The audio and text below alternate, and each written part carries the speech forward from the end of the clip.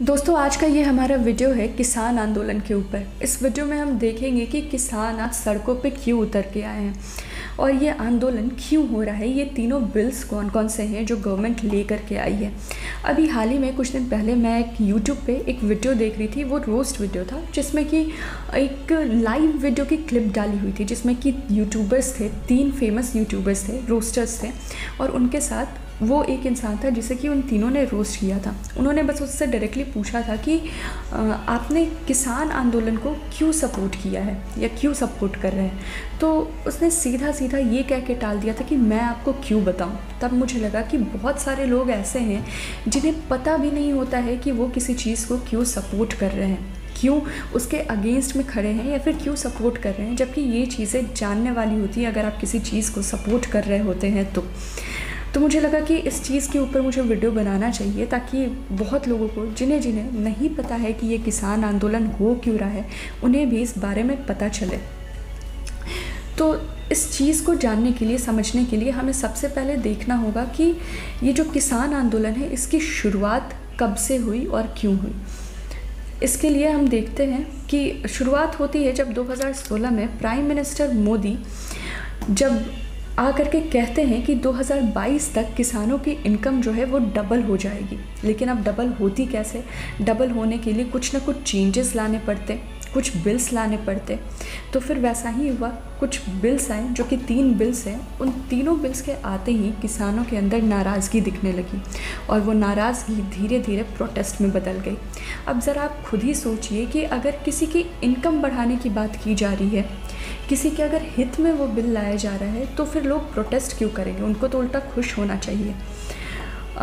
ये सारी चीज़ें हैं, हम उस तीनों बिल पे भी बात करेंगे। लेकिन वो तीनों बिल को समझने के लिए पहले आपको ये समझना होगा कि अभी तक जिस तरीके से ये जो एग्रीकल्चरल रिसोर्सेज के जो खरीद बिक्री का जो सिस्टम चल रहा था, गवर्नमेंट इसको कैसे रेगुलेट कर रही थी और ये चल किस तरह से रहा था। तो सबसे पहले हम वो समझते हैं।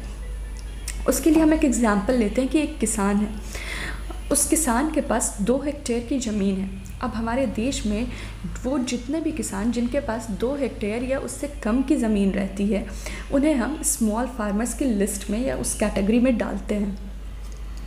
अब उस किसान को अपनी रोजी रोटी चलानी है, उसे अपनी रोजी रोटी चलाने के लिए करना क्या है? खेती, क्योंकि उसे सिर्फ आती ही खेती है। लेकिन खेती करने के लिए उसके पास पैसे नहीं है। फिर उसके दिमाग में आता है कि MSP। अब ये MSP क्या होता है? MSP एक पर्टिकुलर डिजिट होता है जो कि सेट किया गया रहता है हर जैसे दाल, चावल, ये जितने भी चीज़ें उन सब पे एक MSP सेट किया गया रहता है। वो होता है मिनिमम सपोर्ट प्राइस। मतलब कि जैसे चावल का मिनिमम सपोर्ट प्राइस 20 रुपये पर केजी के हिसाब से अगर सेट किया गया है तो इसका मतलब है कि मिनिमम आपका 20 रुपये पर केजी के हिसाब से चावल तो बिक ही जाएगा। ज़्यादा में बिक जाता है तो वेल एंड गुड, लेकिन अगर बहुत कम भी देखा जाए तो वो 20 रुपये पर केजी के हिसाब से तो बिकना ही बिकना है। वही होता है MSP। अब मान लेते हैं कि उस किसान को MSP चावल पे ही दिख जाता है 20 रुपये पर केजी के हिसाब से। तो फिर किसान सोचता है, अपना जोड़ घटाव लगाता है और फिर देखता है कि उसे चावल उगाने में, उसकी फसल लगाने में कितनी लागत आ रही है। तो अपना देख करके समझता है कि 15 रुपये पर केजी के हिसाब से उसे वो लागत आ रही है।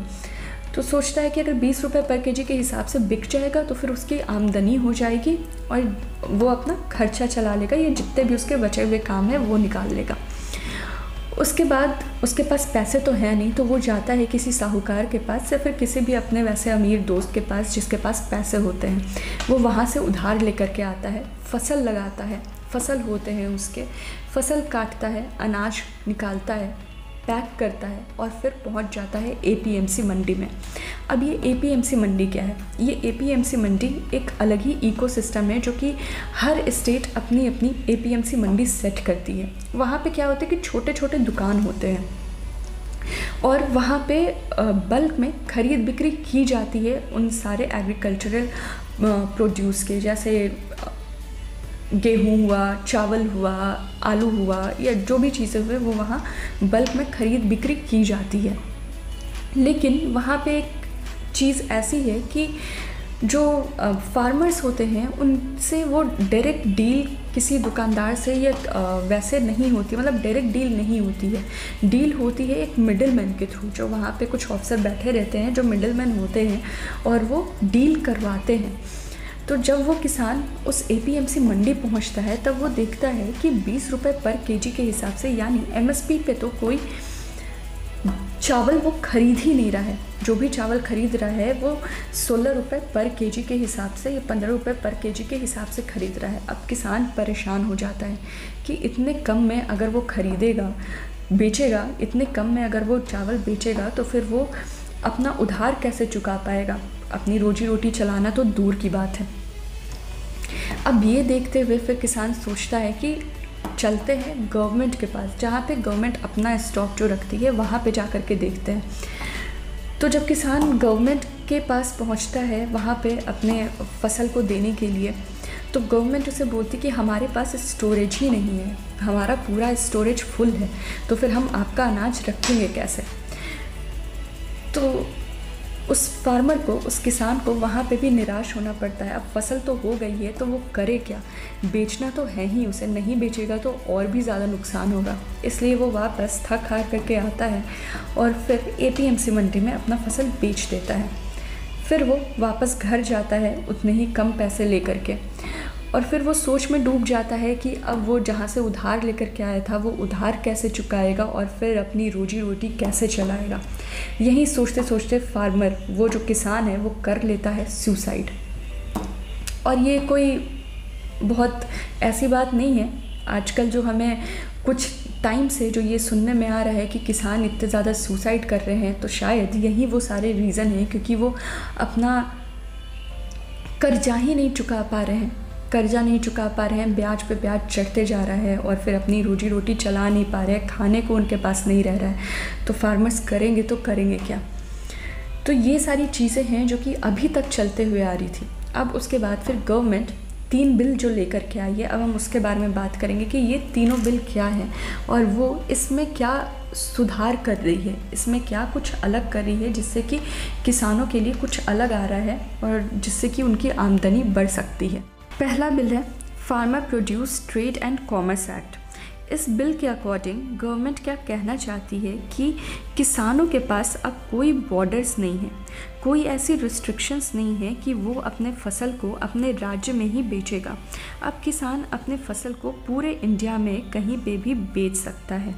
ये थी पहली चीज़ इस बिल में। अब दूसरी चीज़ यहाँ पर ये आती है कि गवर्नमेंट कहती है कि ये जो APMC मंडी है इसे ही हटा दिया जाए।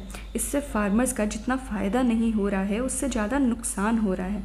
इसके जगह पे सीधे प्राइवेटाइजेशन ला दिया जाए, यानी कि प्राइवेट कंपनीज़ को ला दिया जाए, ताकि फार्मर से और प्राइवेट कंपनी से उनकी डायरेक्ट लेन देन हो सके। अब तीसरी चीज़ यहाँ ये है कि गवर्नमेंट नहीं चाहती कि खुद जो भी फसल है वो स्टॉक करके रखे। गवर्नमेंट कह रही है कि अगर सारा माल या सारा फसल वहीं खरीदेगी तो वो गवर्नमेंट के ऊपर लोड बढ़ेगा, क्योंकि गवर्नमेंट 20 रुपये पर केजी के हिसाब से खरीद तो लेती है, लेकिन जो राशन कार्ड वाले लोग होते हैं उन सबको गवर्नमेंट अनाज बांटती है 2 रुपये पर केजी के हिसाब से, जो कि डायरेक्टली और इनडायरेक्टली कंट्री के इकोनॉमी पे ही लोड पड़ता है। अब यहीं पे आ जाता है हमारा दूसरा bill, farmers agreement on price assurance and farmer service act 2020। इसे हम कॉन्ट्रैक्ट फार्मिंग भी कहते हैं, क्योंकि यहाँ पे सीधा जो प्राइवेट कंपनी है वो आ करके फार्मर से, किसानों से डील करेंगी। अब जैसे इसको समझने के लिए मान लेते हैं कि इंडिया गेट जो कि चावल की कंपनी है वो आ करके सीधा 5 गांवों से डील कर लेती है कि जैसे 5 गांव में चावल उगते हैं तो उन 5 गांव के किसानों से एक कॉन्ट्रैक्ट करती है कि हम 20 रुपये पर केजी के हिसाब से आपका चावल खरीद लेंगे। ये होता है कॉन्ट्रैक्ट फार्मिंग।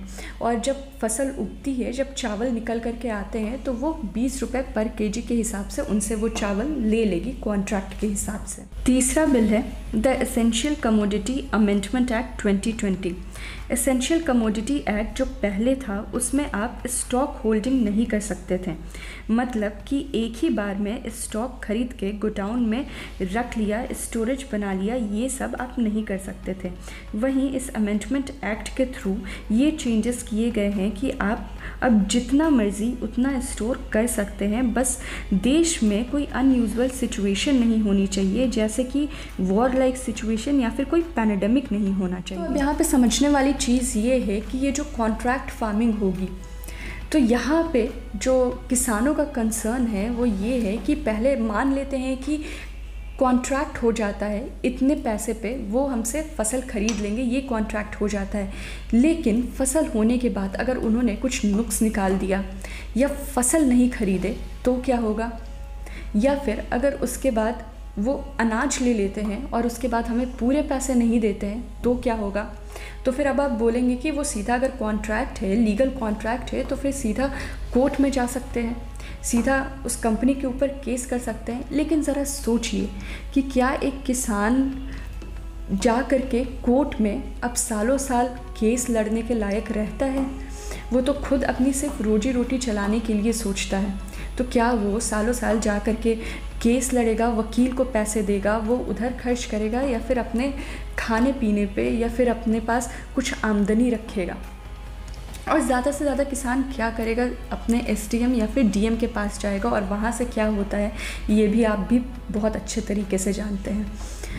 तो ये चीज़ थी इसमें कंसर्न होने लायक। और जो तीसरा चीज़ जो है कि गोडाउन, कि आप गोडाउन बना सकते हैं, अपने पास स्टोर करके अनाज रख सकते हैं। इसमें दिक्कत ये हो सकती है कि अब जैसे प्राइवेटाइजेशन आ जाएगा, प्राइवेट कंपनीज आ जाएंगी, वो डायरेक्ट आकर के डील करेंगी, तो इसमें प्रॉब्लम यहाँ आ सकती है कि उनके पास तो पैसा होता है। अब मान लीजिए उन्होंने मार्केट से सारा आलू ख़रीद लिया, ठीक है। अब सीधा यहाँ सिंपल इकोनॉमिक्स की बात है कि जब पूरा आलू ख़रीद लिया गया तो मार्केट में आलू है ही नहीं। डिमांड और सप्लाई को देखते हैं, डिमांड तो रहेगी ही रहेगी, लेकिन सप्लाई अब सिर्फ एक ही उस प्राइवेट कंपनी के हाथ में है।